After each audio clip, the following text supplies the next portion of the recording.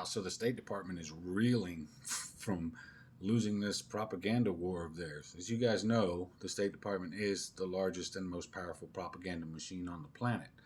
And recently, Secretary Blinken signed a MOU, Memorandum of Understanding, with Spain to tackle disinformation. And the State Department has essentially been on tour going through various countries, Latin America, Europe, trying to get other countries to sign this. And so far, with Spain, there's only been 12 countries that agreed to it.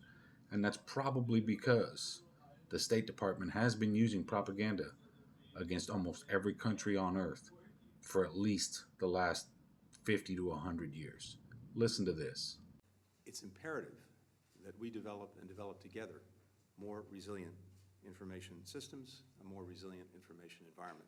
That's what this MOU is all about. That's what the framework that we've established is all about, with now over a dozen countries joining in.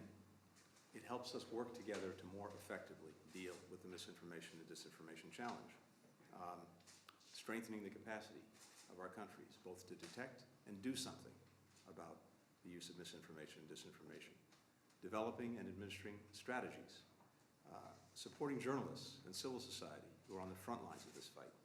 So there's obviously a lot to unpack there, and I unpacked most of it prior to posting this clip. But one of the things that really stood out to me was when he talked about concern in protecting journalists.